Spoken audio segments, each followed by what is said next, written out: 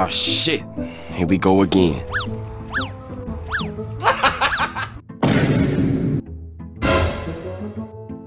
For today's video, dahil nga may pasok ngayon at walang naglalaro sa computer shop, naglaro nga muna si Daddy dyan. Dahil si Daddy ang nagbabantay ng computer shop, water refilling station at laundry shop.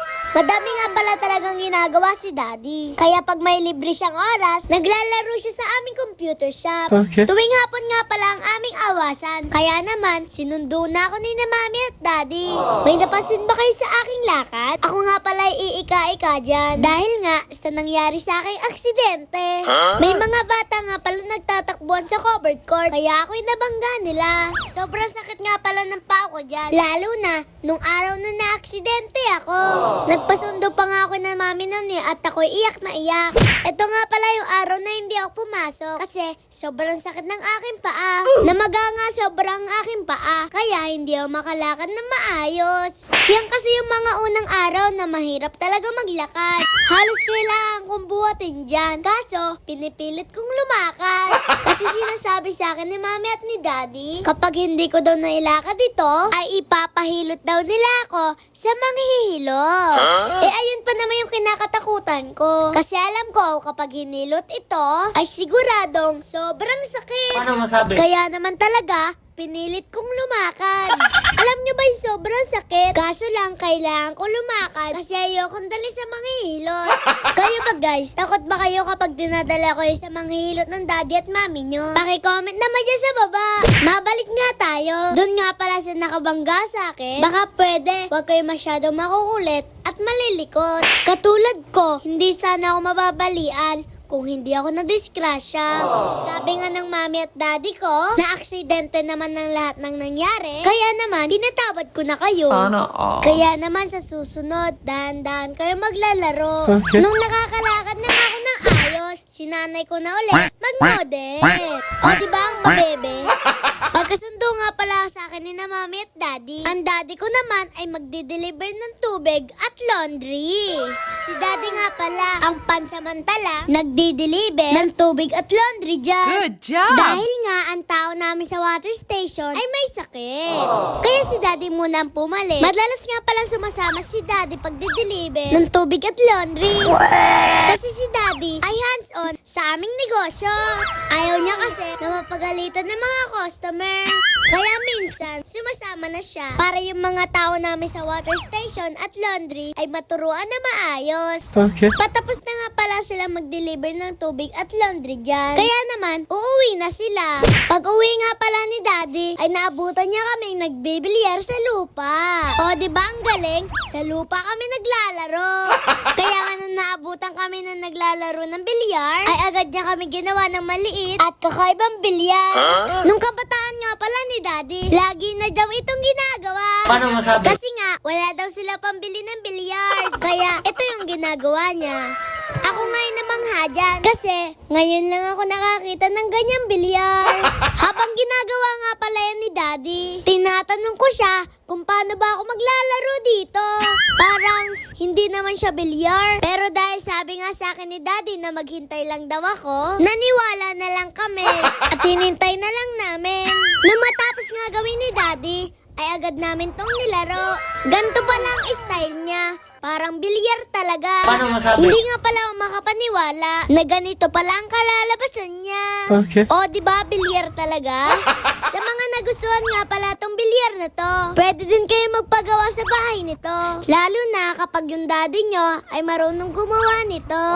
Mabalik nga tayo. Pag uwi nga pala ni daddy galing sa pagde-deliver, marami nga palang naglalaro sa computer shop.